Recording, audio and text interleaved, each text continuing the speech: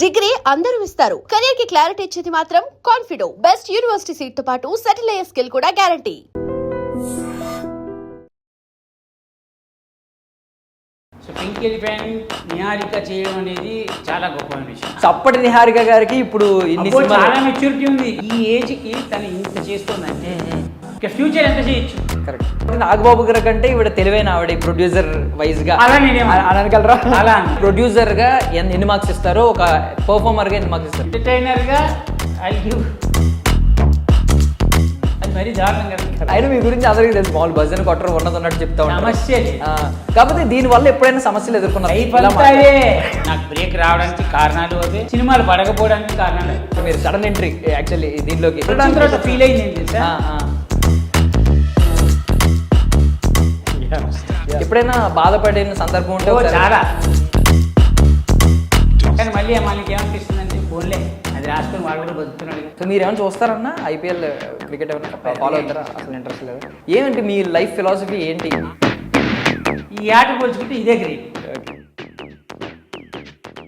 Ladies and gentlemen, welcome to iDream media. నేను Priyadarshan. So పేరుకు తగ్గట్టుగానే ఎప్పుడు ఎనర్జెటిక్గా ఉండే చంటి గారు మనతో పాటు ఉన్నారు.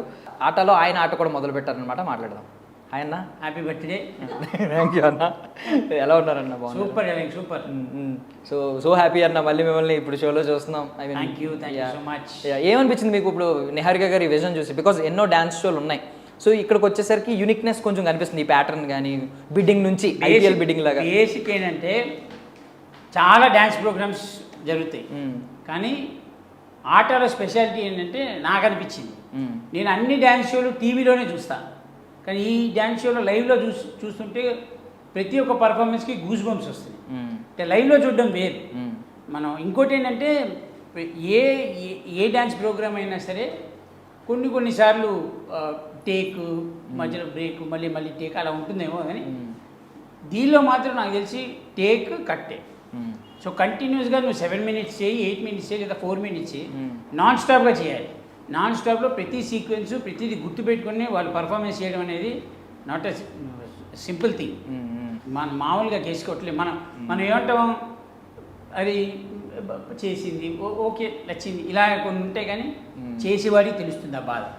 స్టేజ్ మీద చేస్తుంటే అంతమంది ముందు అంతమందిని గుర్తుపెట్టుకొని కంటెస్టెంట్ చేయడం అనేది చిన్న విషయం కాదు. తను గుర్తుపెట్టుకోవాలి. అట్ ది సేమ్ టైం చుట్టుపక్కల ఎంతమంది ఉన్నారో వాళ్ళతో కోఆర్డినేట్ అవ్వాలి.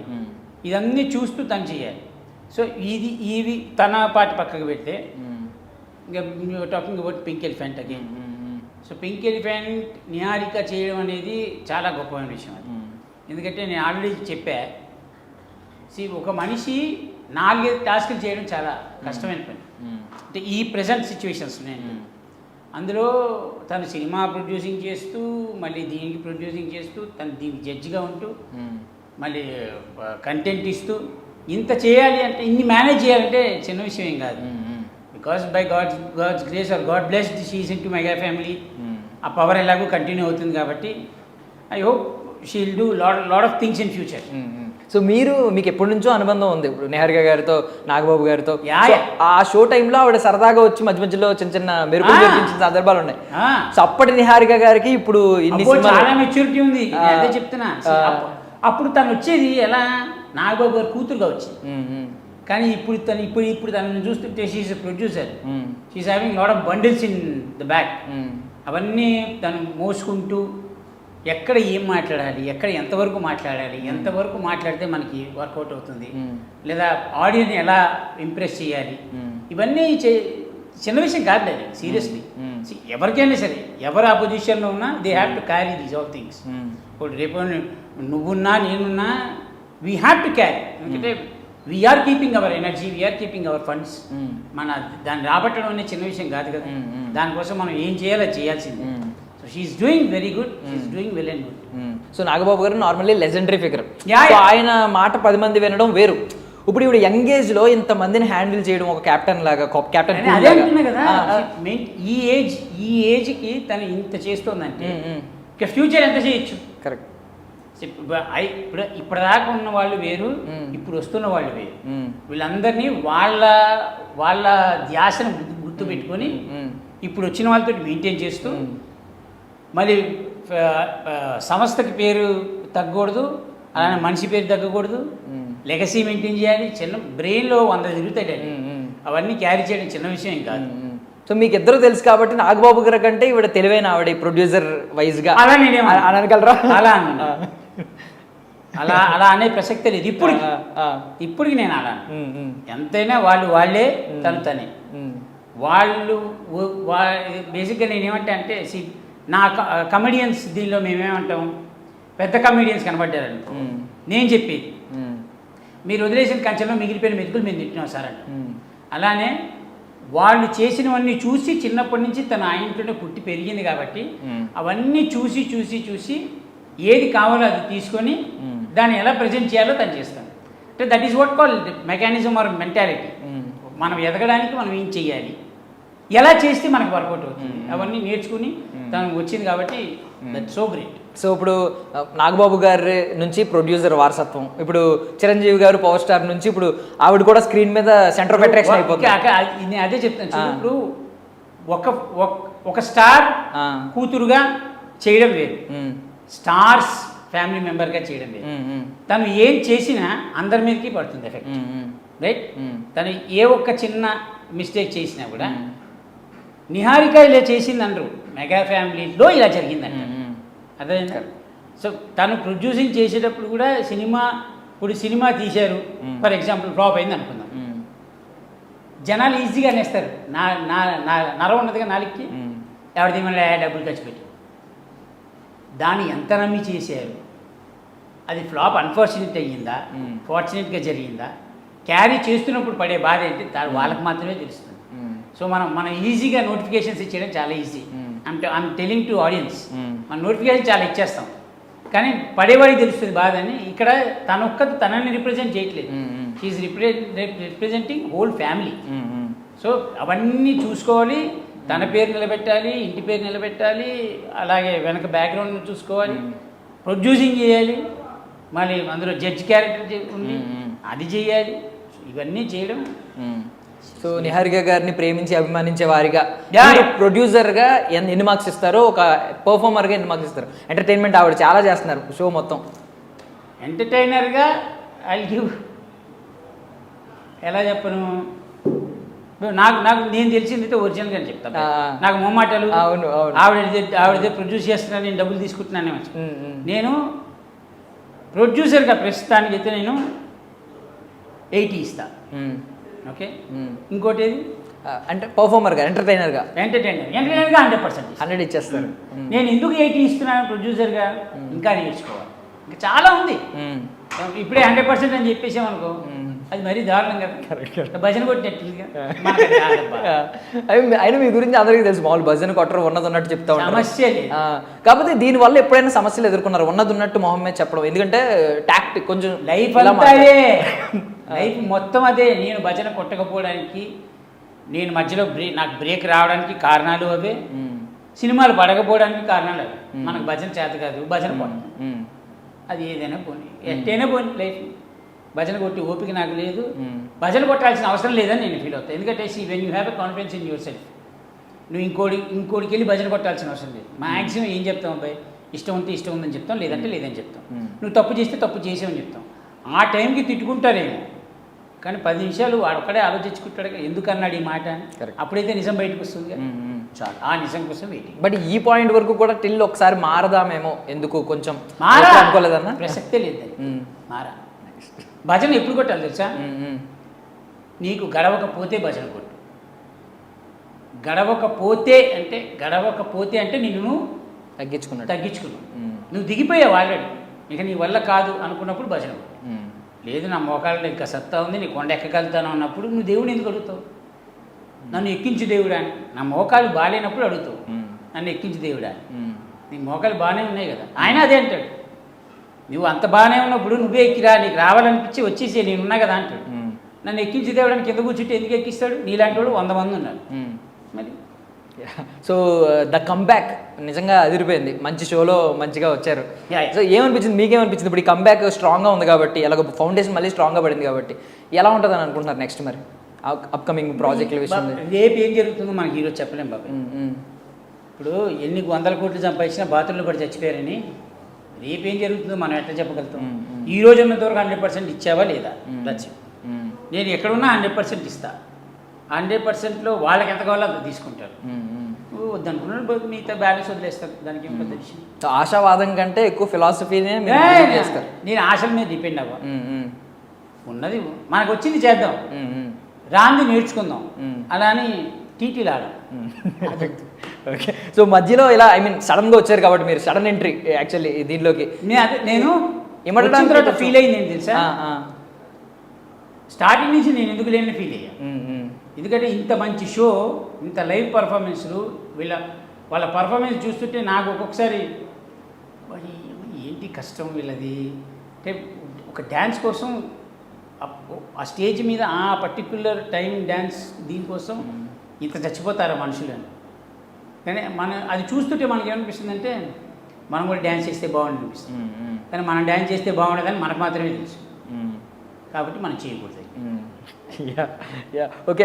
ఐ మీన్ మీరు వచ్చింది షార్ట్ స్పాన్లో వచ్చినప్పటికీ కూడా బాగా ఇమిడిపోయారు. లైక్ సారిక గారు ఎపిసోడ్ మొత్తం మిమ్మల్ని చంటి గారు అంటూ అదే గడిచిపోయింది మొత్తం అంతే. సో ఏమనిపించిందండి ఇప్పుడు జడ్జెస్ని, మీరు కూడా ఎంతోమందిని టీవీలో చూసిన జడ్జిలు ఉంటారు, ఇప్పుడు లైవ్లో ఉన్న జడ్జిలు ఉంటారు, ఎలా బ్యాలెన్స్ చేస్తున్నారు అనుకుంటున్నారు? ఇక్కడ అందరూ పరిచయమే బా, పరిచయం లేని వాళ్ళు ఎవరు లేరు. ఒక్క రాధిక గారు ఒక్కటే నాకు పరిచయం లేదు. కాబట్టి ఆవిడ నేను బాగా ఇష్టపడింది ఏంటంటే, ఆవిడ 48 years నుంచి ఇండస్ట్రీలో ఉన్నారు. ఆవిడ ఇష్టపడిన వాళ్ళు ఎవరు ఉంటారు. కాకపోతే ఏంటంటే మనకి నేను ఫస్ట్ టైం వచ్చి రాధిక గారిని చూడంగానే నాకు రాజా విక్రమార్క సినిమానే గుర్తుకొచ్చింది. దానిలో ఆవిడ పీచ్ పర్ఫార్మెన్స్, ఆవిడేనా ఈవిడే అనిపించింది. సరే మనం ఎట్లా కమెడియన్స్ కాబట్టి మనకు కొంచెం ఆ నోటి దూరం కొంచెం ఉంటుందిగా, పంచి వేసేయాలి, ఏదో ఒకటి కామెడీ చేయాలి. ఈవిడ తీసుకుంటుందా తీసుకోదా అని ఒక చిన్న డౌట్ ఉండేది. ఎప్పుడైతే ఆవిడ రివర్స్ పంచ్ చేయడం మొదలెట్టిందో అప్పుడు అనిపించింది మన టైప్ క్యాండిడేట్లే అంత లేదన్నమాట, హ్యాపీగా బతికేయచ్చని కలిసిపోయిన ఆవిడతోటి హ్యాపీగానే ఉంది. ఆవిడే పంచులు వేస్తున్నా, మనం పంచులు వేస్తున్నాం, హ్యాపీ. ఇక్కడ మంచి విషయం ఒకటి చెప్తా చూడు, ఎందుకు గొప్పవాళ్ళు అవుతారు తెలుసా? ఎవరైనా సరే మనం పంచులు వేసినప్పుడు కొంతమంది తీసుకోరు. తీసుకునే వాళ్ళు ఏం ఫీల్ అవుతారు తెలుసా? వీళ్ళు మనలాంటి వాళ్ళే కదా అని ఫీల్ అవుతారు. అప్పుడు అక్కడ యూనిటీ బాగుంటుంది. ఇప్పుడు మనం రాధిక గారు నేను ఇది అందాం అనుకుంటున్నా అని అడగక్కర్లేదు అని ఆవిడే చెప్పేసింది. నీకు ఏదనిపిస్తే అది నేను అనేసి, it is not personal, we're giving it content ఎంత కావాలో తీసుకుంటాను. మీకు ఏదనిపించింది నాకు వచ్చింది నేను చేసేస్తాను, నేను అనేస్తాను. That is so good things. గొప్పవాళ్ళు అందుకే అవుతారు. మనం ఇవ్వడమే కాదు, తీసుకోవడం కూడా నేర్చుకోవాలి. ఓన్లీ పంచులు వేయించుకునే టీవీలో స్టార్ అయిన వాళ్ళు ఉన్నారు. గారు ఎగ్జాంపుల్ ఓన్లీ పంచెస్ మీదే తీసుకోవడం వెయ్యడం ఉండాలి, తీసుకోవడం ఉండాలి, రెండు ఉండాలి. అది తీసుకునే వాళ్ళ పాత్ర తక్కువై ఆయన ఫుల్ఫిల్ చేశారు మొత్తం సెంటర్ ఆఫ్ ప్రతి ఒక్కరు కౌంటరేషన్. మీరు కూడా ఎప్పుడన్నా ఐ మీన్ ఇలా వేసినప్పుడు ఎవరి మీదన్నా మళ్ళీ బ్యాక్ స్టేజ్ వెళ్ళి మాట్లాడతారన్నా, ఏమైనా మిస్అండర్స్టాండ్ చేసుకుంటారేమో అని స్పాంటేనియస్గా మీ నోటి నుంచి వచ్చేస్తాయి. అంటే ఇప్పుడు ఎదుటివాడిని హర్ట్ చేయకుండా పంచివేయడం వేరు, హర్ట్ అవ్వాలని పంచి చేయడం లేదు. మనం ఎప్పుడు హర్ట్ అవ్వాలని వెయ్యం. ఎప్పుడైనా బై మిస్టేక్ జరిగింది అనుకో ఆన్ ది స్పాట్ చెప్పేస్తా. బ్యాక్ స్టేజ్ అంత టైం తీసుకోను, ఆన్ ది స్పాటే చెప్పేస్తా. నేను ఆ మాట కావాలని లేదు, ఫ్లోలో వచ్చేసి హర్ట్ ఏంటి ఐమ్ సారీ, అది అక్కడితో క్లియర్ అయిపోయింది. మనం బ్యాక్ వెళ్ళి మాట్లాడామనుకోండి, ఇప్పుడు ఈ స్టెప్ నుంచి పక్కన ఇంకో స్టెప్ వేసామంటే ఈ పక్కన ఉన్న 4 వాల్స్ మాట్లాడతాయి. సో ఆ వాల్స్ మాట్లాడుకునే ఛాన్స్ ఇవ్వను. ఇక మాట్లాడుకునే వాళ్ళు మాట్లాడుకుంటుంటారు, దాన్ని మనం ఏం చేయలేము. ఇప్పుడు సినిమాల విషయానికి వస్తే మీ 2 వర్షన్స్ ఉంటాయి. ఒకటి ఏంటంటే innocence like Bhimili Kabaddi Jattu character, ఇంకోటి ఏంటంటే మీ ఫన్ ఉంటుంది, ఎంటర్టైనర్ లైక్ సినిమా చూపిస్తాం మామ, అందులో ఆ ఫ్రస్ట్రేషన్ చూపించడం, ఆ స్పాంటేనియస్గా పంచలేయడం. మీకు ఏ వర్షన్ నచ్చుద్ది అన్న బాగా? ఆబ్వియస్లీ భీమ్లీ కబడ్డీ నచ్చుద్ది. ఇన్నోసెన్స్ నచ్చుద్దా? దాంతోనే మనం బయటకు వచ్చాం కాబట్టి అది ఆ సినిమా కాన్సెప్టే వేరు కాబట్టి దానికి అంతే ఇవ్వాలి. సినిమా చూపిస్తామా కాన్సెప్ట్ వేరు కాబట్టి దానికి ఇలా ఇవ్వాలి. సో ఏంటంటే ఇది ఫ్రస్ట్రేటెడ్ క్యారెక్టర్, అదేమంటే అది చిన్న సైజ్ ఫ్రస్ట్రేటెడ్ ఉంటుంది. సో ఏదంటే అది అత్తగారి మీద కోపంతో ప్లస్ ఊళ్ళో ఒక మనిషి, ఇదంతా వేరు. ఇక్కడ మా అల్లుడు, ఒక ఇంటి అల్లుడు పిల్లని చేసుకోవడం వచ్చిన వాడి మీద రివెంజ్ తీర్చుకోవాలి అంతే. ఏ క్యారెక్టర్ అయినా చేస్తానండి. కాకపోతే ఏంటంటే కొంతమంది కథ తెలిసి చేస్తారు, కొంతమంది కథ తెలియక చేస్తారు. నేను మ్యాక్సిమం కొన్ని సినిమాలకి వెళ్ళినప్పుడు అడుగుతా కథ ఏంటో చెప్పండి, ఎందుకంటే ఏ పాయింట్ ఏంటని మనకు తెలిస్తే ఎక్కడ ఏది మాట్లాడాలో మనకు తెలుసు. అట్లా యా సో ఐ మీన్ ఇప్పుడు నెక్స్ట్ చాలా సినిమాలు చేశారు, ఇప్పుడు మళ్ళీ ఏమైనా సైన్ చేశారన్నా అప్కమింగ్ ఏమన్నా? చేస్తున్నా, వస్తున్నాయి ప్రస్తుతానికి వస్తున్నాయి. అన్ని కుదరాలిగా. సో లుక్స్ వైజ్ చూసుకుంటే ఇప్పుడు కొంచెం మారారు బాగున్నారు. యాక్చువల్లీ మీరు వెజిటేరియన్ అయిపోయారని చెప్పి విన్నాను. వేగన్ అయిపోయారన్నా వెజిటేరియన్ అయ్యారా? పుట్టికే వెజిటేరియన్ ఎప్పుడు?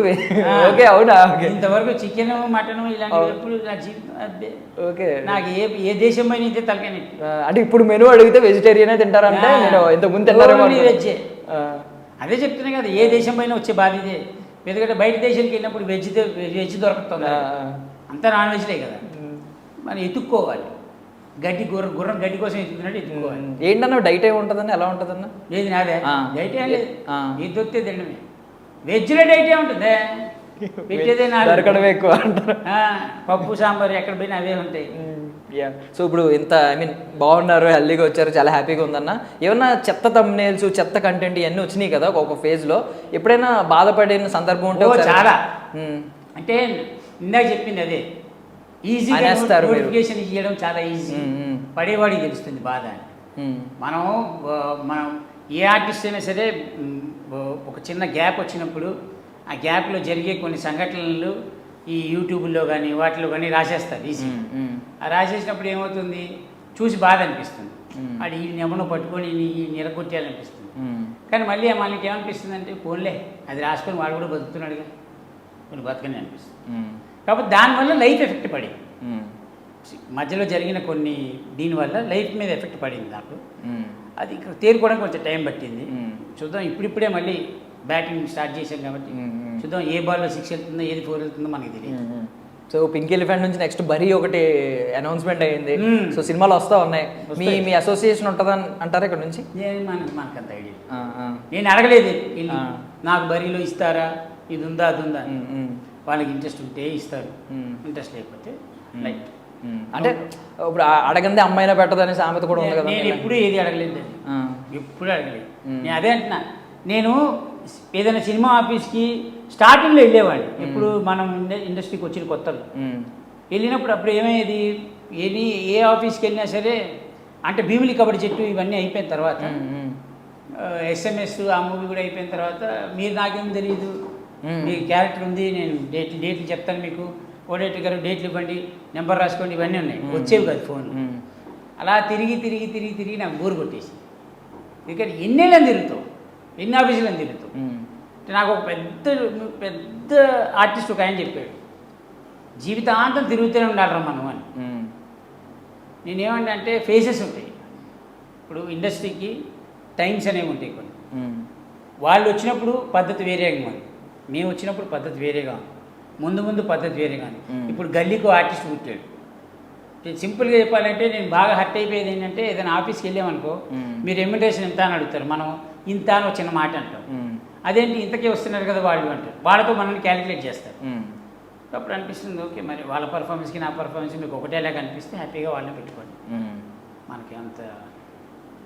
ఆ రోజులకి ఈ రోజులకి ఎంటర్టైన్మెంట్లో మార్పులు ఏం చూసారన్న మీరు ఉన్నప్పుడు? బికాజ్ మీరు అప్పుడు సెంటర్ ఆఫ్ అట్రాక్షన్ అయిపోయేవారు, అప్పుడు మీరు టీమ్ లీడర్గా ఉన్నప్పుడు రోజులు. ఇప్పుడు ఎంటర్టైన్మెంట్కి మార్పులు ఏమి ఉండవు, కాకపోతే ఏంటంటే అదేమంటారు, గో విత్ ద ఫ్లో అంటారు కదా, ఆ ఫ్లోలో నడుస్తూ ఉంటే everything is like cycle.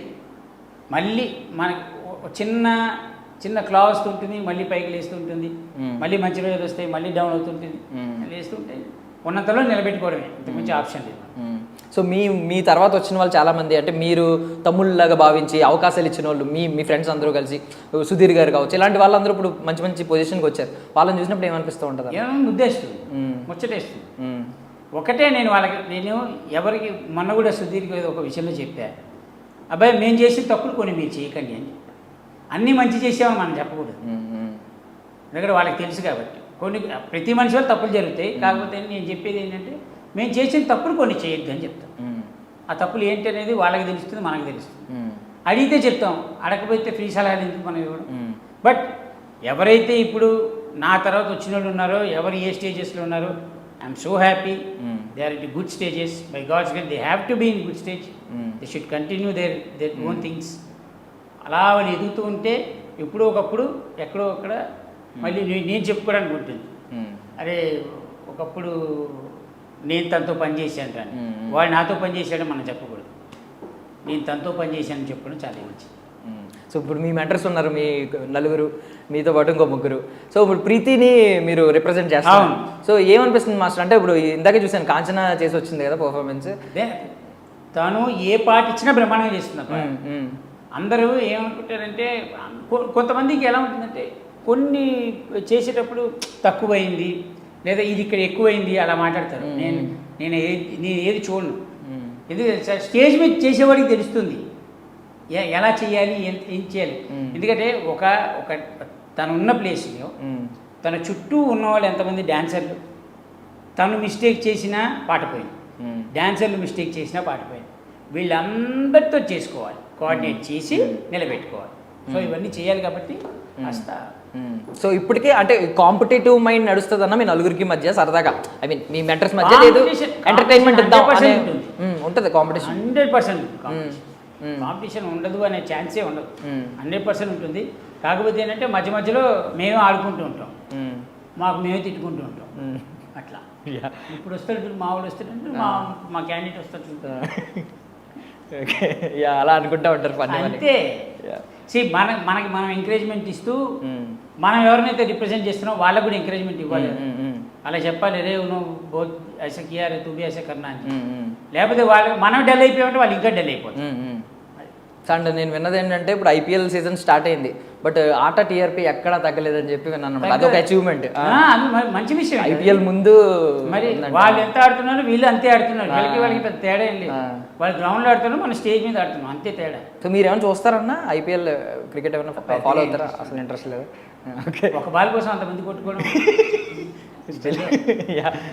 So finally మీరు ఐ మీన్ జగన్ నాటకం చూసారు, ఆట అన్ని ఆటలు చూసారు, పైవాడు ఆటించిన ఆట, ఇక్కడ ఆట, ఇలాంటి ఆటలన్నీ. ఏంటి మీ లైఫ్ ఫిలాసఫీ ఏంటి? ఆట ముందు ఈ ఆట వేస్ట్, ఈ ఆట పోల్చుకుంటే ఇదే గ్రేట్. ఓకే, థ్యాంక్ యూ అన్న, thank you so much for your valuable time అన్న. Thank you so much. Wish you all success అన్న ఇక్కడ నుంచి. Thank you, God bless you, love you. Thank you. Same, be confident with your own things, just go at that's it. Thank you అన్న. And for more videos, Please subscribe to iDream channel. Subscribe to iDream Media. Please subscribe to iDream. Please subscribe to iDream. Please subscribe iDream. And please subscribe to iDream. For more videos, subscribe to iDream. Please like, share and subscribe to the channel. Congratulations, iDream. Subscribe to iDream. Subscribe to iDream. so subscribe to iDream Media. iDream ki iDream team andarki huge congratulations. Please subscribe iDream Media. Please subscribe to iDream. Subscribe iDream. Please subscribe to iDream. iDream అంటే నా కళల channel subscribe చేసుకున్న నోరు తిరుగుతలేదు, మీరైతే గంట గుర్తు కొట్టండి. For more such videos, please subscribe to iDream. Subscribe to iDream. Please subscribe to iDream. Please subscribe iDream Media. Please do subscribe to iDream. Please subscribe to iDream Media. For best entertainment and information, please subscribe iDream. And don't forget to subscribe to iDream.